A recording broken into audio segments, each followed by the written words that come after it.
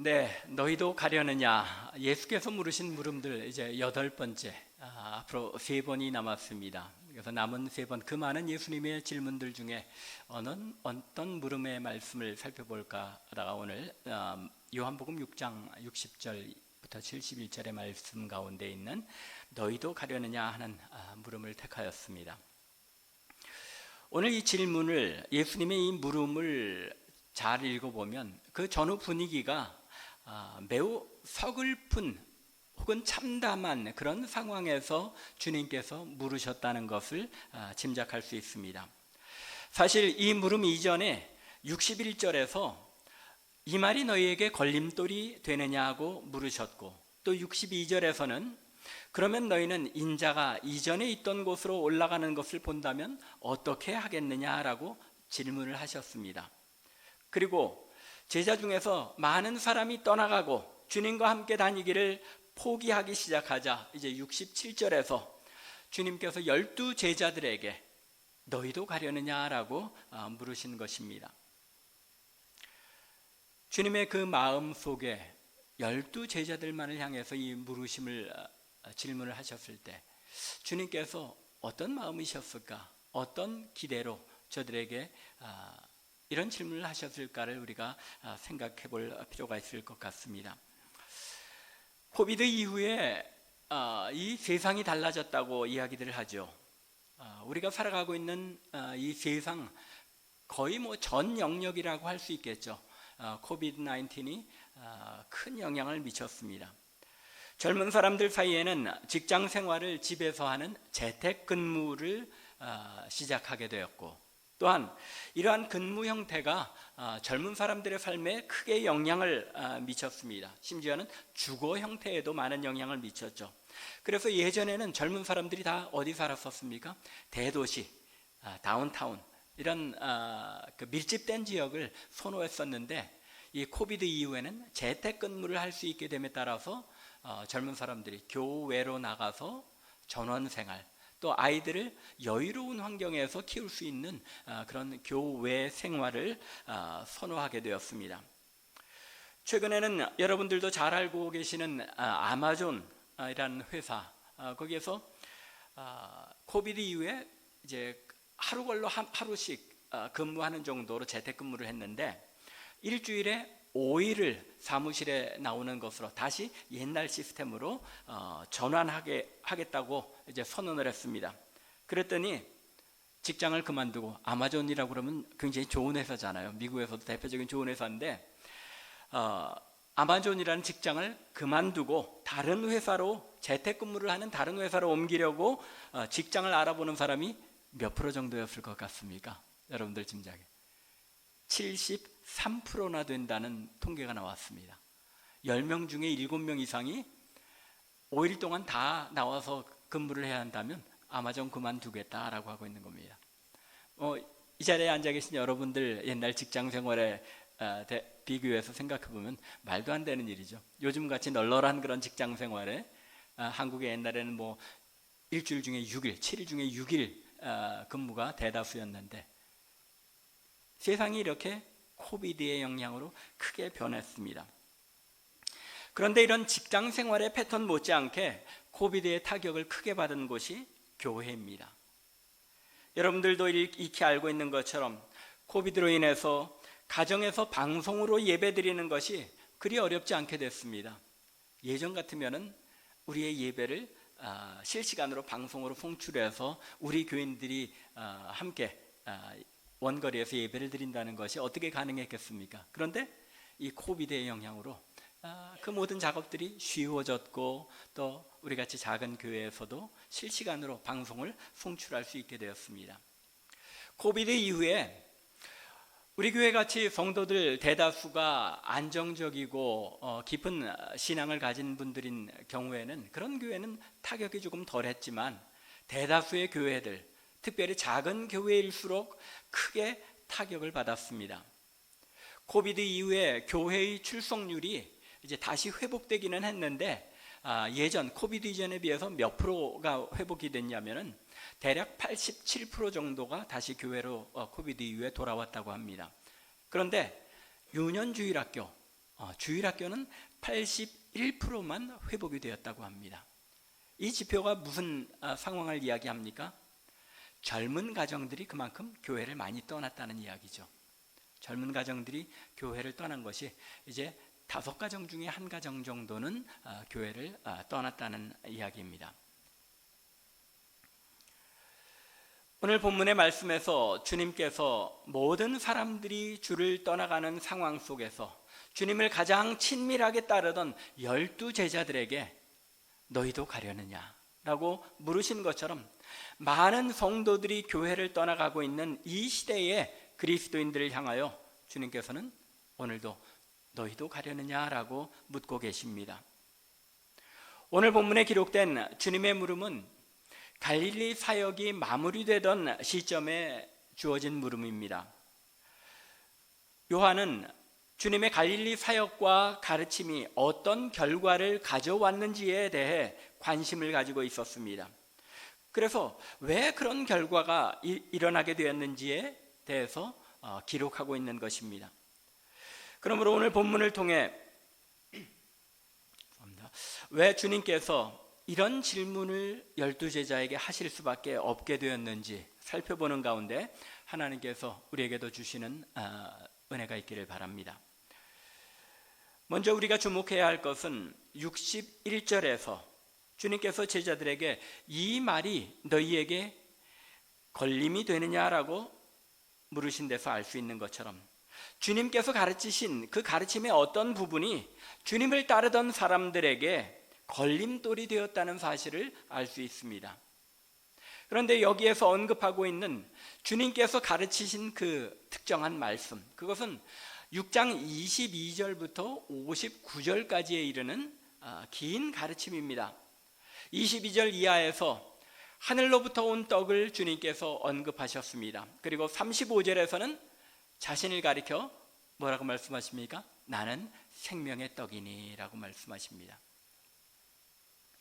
그리고 이 말씀이 이제 53절에 이르러서는 인자의 살을 먹지 아니하고 인자의 피를 마시지 아니하면 너희 속에 생명이 없느니라 라는 말씀으로 이어지게 됩니다. 그리고 56절에 이르러서는 주님의 살을 먹고 주님의 피를 마시는 자에게는 그 안에, 그 사람의 안에 주님께서 거하시고 또 그가 주님의 안에 거하게 되는 연합을 이루게 된다고 가르치십니다. 그리고 그 결과 58절에서 말씀하신 것처럼 영원히 살리라, 영원히 살게 된다고 말씀하십니다. 그래서 60절에 나타난 바에 의하면 제자 중 여럿이 이 말씀은 어렵도다, 누가 들을 수 있느냐라고 말하기에 이른 것입니다. 어렵다는 말 그대로 이해하기 어려운 말씀이라는 뜻이기도 합니다. 하지만 꼭 어려워서보다도 내 마음에 받아들이기가 힘들다, 내가 동의하지 않는다 라는 그런 의미가 있기도 합니다. 사실 예수님의 이 가르침은 유대인들이 받아들이기 힘든 내용이었습니다. 레위기 17장 10절 이하를 보면 뭐라고 가르치고 있습니까? 무슨 피든지 먹는 자가 있으면 내가 그 피를 먹는 그 사람에게는 내 얼굴을 대하여 그를 백성 중에서 끊으리니. 어떻게 하신다는 겁니까? 죽이시겠다는 겁니다. 율법에 짐승의 피든지 무슨 피든지 피를 먹는 자는 내가 죽여버리겠다라고 하나님께서 선언하신 것입니다. 육체의 생명은 피에 있음이라 라고 선언하시면서, 그렇기에 유대인의 관습은 그 어떤 짐승의 피도 먹지 않는 것이 그들의 관습이었습니다. 그래서 사도행전 15장에 가보면 바울의 전도로 말미암아 이방인 교회가 많이 생기게 되었죠. 이방인들이 그리스도인이 되었습니다. 그러자 예루살렘에서 유대 그리스도인들이 공의회를 열죠. 이방인들에게 할례를 행하고 율법을 지키게 할 것이냐 말 것이냐를 가지고 논의하는데 그 최종적인 결과가 15장 19절부터 20절에 보면 이제 그들 중에서 베드로가 이야기합니다. 그러므로 내 의견은 이방인 중에서 하나님께로 돌아오는 자들을 괴롭게 하지 말고, 무슨 이야기입니까? 저들에게 율법을 지켜야 한다는 그런 무거운 짐을 지우지 말자. 다만 우상의 더러운 것과 음행과 목매어 죽인 것과 피를 멀리하라. 즉 율법에서 피를 먹지 말라고 한 이 계명은 저들로 하여금 지키게 하자라고 이제 결정을 내린 것입니다. 그런데 이런 율법의 모든 내용들을 잘 알고 계신 주님께서, 예수님께서 짐승의 피도 아닌 사람의 피, 그것도 주님의 피를 마셔야 영원한 생명을 얻는다고 가르치시자 제자들이 받아들이기 힘들었던 것입니다. 충분히 이해할 만하죠. 그런데 여기에는 조금 더 미묘한 그런 저들의 상황이 있습니다. 예수님께서 54절에서 내 살을 먹고 내 피를 마시는 자는 영생을 가졌다라고 주님께서 말씀하시자 이 유대인들의 율법을 계기로 하여 이 사람들이, 주님을 따르던 사람들이 이제는 주님과 결별할 때가 되었다고 결심하게 된 것입니다. 무엇이 저들로 하여금 자신들이 그토록 열렬히 따르던 주님을 떠나가게 한 것입니까? 갈릴리 사역을 통하여 예수님께서 물로 포도주를 만드시고 보리떡 5개와 물고기 2마리로 5,000명을 먹이시고 수많은 병자들을 고치시고 일으키시는 놀라운 기적을 베푸실 때에는 저들이 환호하며 주님을 따랐습니다. 자신들의 필요가 채워질 때에, 주님께로부터 자신들이 얻을 것이 있었을 때에 그들은 환호하며 주님을 열정적으로 따라다녔던 것입니다. 그러나 자신들이 생각하고 있는 것과 다른 것을 말씀하며 가르치시자 어떤 일이 일어난 겁니까? 말씀이 꼭 어려워서입니까? 저들의 마음에 주님의 가르침을 동의하지 못하겠다라는, 자신들의 마음에 받아들이기가 어려운 말씀이라는 그런 명분으로 주님을 떠나가기 시작했던 것입니다. 더 나아가 자신들이 속한 공동체에서 문제가 될 만한 것을 주님께서 요구하시자 저들은 마음에 갈등하기 시작한 것입니다. 정작 예수님께서 저들에게 예수님의 살을 먹고 피를 마시라고 한 것이 실제로 주님의 살과 피를 먹고 마시라는 것을 말씀한 것은 아니었습니다. 주님께서 저들을 위해 살을 찢기시고 십자가에서 피를 흘리시게 될 것을 믿으면 그가 주님 안에, 주님께서 그 안에 거하는 연합을 이루며 영생을 얻게 된다는 말씀이었습니다. 그럼에도 불구하고 그들은 그 가르침을 표면적으로 이해하여 자신들의 입장과 거취에 영향을 미치게 될 것처럼 생각되자 주님을 떠나기로 결심한 것입니다. 이런 결정을 내린 사람들이 분위기에 휩쓸려서 주님을 따르던 일반 대중이 아니라 주님을 열렬히 따르던 제자들 중 많은 사람이었다는 요한의 지적은 우리의 폐부를 찌릅니다. 그렇지 않습니까? 예수님을 그토록 열렬히 따르던, 아마 그들 중에는 누가복음 10장에 말씀한 것처럼 이 70인의 전도단에 포함되어서 여기저기 전도하고 돌아와서 예수님께 주님, 우리가 가서 전도하다 보니까 귀신이 물러가더이다, 병이 낫더이다라고 보고했던 그 70명들도 이 안에 포함이 되었을 것입니다. 왜요? 주님께서 분명히 나중에 이 12제자들만을 향하여 말씀하신 것을 볼 때 그 70명에 포함되었던 사람들도 다 떠나갔던 것입니다. 그 말씀에 근거해서 생각해 보면 마태복음 7장 21절에 이하에 말씀된 주님의 그 말씀이 이해가 갑니다. 우리가 주님의 이름으로 귀신을 쫓아내고 병을 고치고 선지자 노릇하였다라고 하지만 주님께서는 내가 너희를 모른다고 말씀하시고 있다는 것입니다. 예수님을 따른다는 것, 그것은 이처럼 따르는 자의 편에서 결단을 촉구합니다. 예수를 믿는다는 것은 우리로 하여금 주님을 따르기 위해 내가 알던 사람 사이에서 내 입지가 불편해지고 내가 불이익을 당해도 과연 주님을 따를 것인가, 아니면 내 입지와 이익을 위해서 주님을 따르는 것을 포기할 것인가, 이 둘 사이에서 결단할 것을 촉구하기 때문입니다. 예수님의 가르침을 불편하게 여겼던 자들, 그래서 결국 주님을 떠나간 사람들이 어떤 사람들이었습니까? 60절에서 66절에서 분명하게 언급한 것처럼 주님을 떠난 자들은 제자들, 즉 주님을 존경하고 주님의 가르침을 어느 정도 자신의 삶 속에서 열렬히 따르겠다고 결심했었던 사람들이었습니다. 그저 막연하게 주님을 분위기에 따라서 따라다니던 군중들이 아니었다는 말입니다. 그런데 그런 사람들조차 예수님으로 인하여 자신들의 삶에 손해와 불이익을 당하고 이제까지 속하였던 공동체에서 어려움을 당하거나 배척당하거나 손해를 볼지도 모른다는 생각이 들자 저들은 하나 둘 예수님을 떠났던 것입니다. 예수 믿는 것 때문에 주변 사람들, 내가 이제까지 알던 사람들 사이에서 나의 입지가 조금은 곤란해져도, 예수 믿는 것 때문에 내가 조금은 손해를 보아도 예수 믿는 것이 나에게 참 생명의 기름을 내가 믿기에 그런 손해를 감내하기로 다짐하는지 우리 자신들의 믿음을 되돌아보아야 하는 것입니다. 아니면 어중간하게 곤란하지 않을 정도만 주님을 따르며 조금 더 큰 어려움이 그리고 위기가 닥치게 되면 예수님을 포기하는 삶을 택하지는 않을지 우리 자신의 마음 깊숙한 곳을 들여다봐야 하는 것입니다. 이러한 위기 속에서 갈등하는 자들을 향하여, 여러분들과 저를 향하여 오늘도 주님께서는 너희도 가려느냐라고 물으시는 것입니다.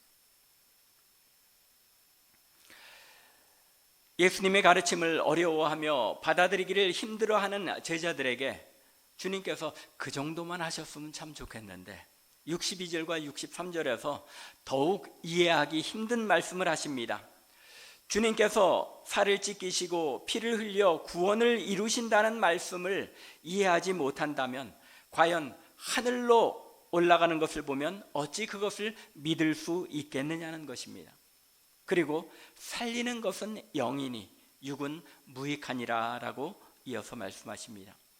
육체적으로 그리고 물질적으로 생각하면 주님의 말씀을 이해할 수 없지만 주님께서 영적인 것을 말씀하고 계심을 깨닫고 주님께서 가르치신 내 살은 참 양식이요 내 피는 참된 음료로다 라고 55절에서 말씀하신 이 말씀을, 이 가르침을 영적으로 이해하고 그 말씀을 믿는다면 영생을, 생명을 누린다고 주님께서 약속하십니다.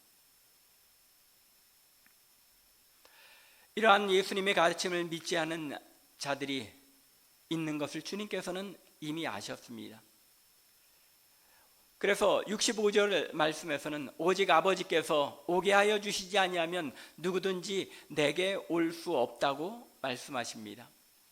하나님께서 저들로 하여금 이 영적인 진리를 깨닫게 하여 하나님 앞에 나오게 하시는 자들 외에는 주님의 이 말씀을 깨닫고 주님 앞에 나올 자가 없다는 것입니다. 주님의 이 가르침을 육적인 말씀이 아니라 살리는 영의 말씀이며 생명의 말씀인 것을 깨닫게 하는 분이 누구시라는 겁니까? 하나님이시라는 겁니다. 하나님께서 이 영적인 말씀을 깨닫고 믿게 하지 않으시면 누구도 예수님 앞에 나올 수 없다는 것입니다. 여러분들 오늘 이 자리에 예배하는 자리에 나온 것이 내 생각과 내 의지가 아니라 하나님께서 은혜로 내 마음을 움직이고 나의 모든 계기를 움직여서 발을 이곳 교회로 향하게 하시고 하나님을 예배하는 이 자리에 참여하게 하신 줄로 믿으시기 바랍니다. 주님께서는 저들의 생각을 아셨습니다. 저들이 마음에 놀라고 번민하는 것을 아셨습니다. 뿐만 아니라 64절과 70절에서 말씀하는 것처럼 저들이 믿지 못하고 있다는 것, 그리고 주님을 배신할 자마저 있다는 것을 아셨습니다. 그토록 예수님을 환호하며 열렬히 따르던 군중들이 떠나가고 심지어 제자들 가운데 많은 사람들마저 떠나가게 되었을 때 12제자들을 향하여 단 12명의 제자들이었습니다. 그들을 향하여 너희도 가려느냐라고 물으신 주님의 마음은 그야말로 참담한 마음이셨을 것입니다. 우리가 오늘 본문에 포함하지는 않았지만 15절을 보면 예수님께서 오병이어의 기적을 베푸신 이후에 저들이 주님을 열렬히 따르며 왕으로 삼으시려는 줄을 아실 정도로 많은 사람들이 환호하며 주님을 따라다녔습니다. 또 22절에서도 주님을 찾으려고 이 군중들이 배를 타고 갈릴리 건너편에도 갔다가 거기에도 안 계시자 다시 가버나움으로 돌아오는 정도로, 여러분들 인도 열정을 가지고 바다 저편으로, 호수죠, 큰 호수 저편으로 갔다가 다시 돌아올 정도로 열렬히 주님을 따를 수 있겠습니까? 그 당시 군중들은 이 정도 열정을 가지고 주님이 계신 곳을 찾아다녔습니다. 열렬히 주님을 따른 것입니다. 그런데 이제 66절에 이르러서는 그 모든 군중들, 심지어 제자들까지도 다 떠나가고 12제자들에게 너희도 가려느냐라고 물으셔야만 했던 예수님의 모습을, 그 참담한 마음을 마음에 그려보시기 바랍니다. 하지만 이 참담한 마음 속에서도 진정한 신앙의 고백이 빛나는 것입니다. 주님께서 너희도 가려느냐라고 물으신 것은 이 물으심 이후에 제자들의 신앙 고백을 듣기를 원하셨던 것입니다. 이 질문 이후에 12제자들을 대표한 베드로가 68절과 69절에 보면 주여 영생의 말씀이 주께 있사오니 우리가 누구에게로 가오리이까? 우리가 주는 하나님의 거룩한 자이신 줄로 믿고 알았사옵나이다 라고 고백하게 되는 것입니다. 이 주님의 질문은 많은 떠나간 사람들에 대한 안타까움을 가지고 계신 질문이기도 하지만 12제자들의 참 믿음의 고백을 듣기를 원하시는 물음이었다는 것입니다. 그 많은 사람들이 다 주님의 가르침으로 인해 마음에 번민하며 주님을 떠나기로 결심하였지만, 많은 사람들이 떠나가는 그 가운데에서도 주님의 말씀이 바로 영생의 말씀인 것을 깨달은 자는 주님을 붙여주며 주님을 믿고 주님을 따르기로 결심한 자들이 있었다는 것입니다. 너희도 가려느냐는 주님의 물음은 참 하나님의 백성들로 하여금 그러한 믿음의 혼돈 가운데에서도 참된 믿음을 결단하고 고백하게 하시기 위한 물음이었다는 것입니다. 오늘 우리가 살아가는 이 시간, 이 시대, 너희가 말세에 믿음을 보겠느냐 하신 것처럼 참된 믿음을 찾기가 참 힘든 그런 시대입니다. 이 시대를 살아가는 우리에게도 주님께서는 너희도 가려느냐라고 물으시며 참된 믿음의 결단과 고백을 여러분들에게 듣기를 원하시는 것입니다. 말씀을 마무리하겠습니다. 오늘의 말씀은 우리에게 많은 것을 알려줍니다. 첫째는 예수 믿는 것이 그리 만만한 일이 아니라는 것입니다. 예수 믿는다는 것, 믿음은 구원 얻습니다. 믿으면 천국 갑니다.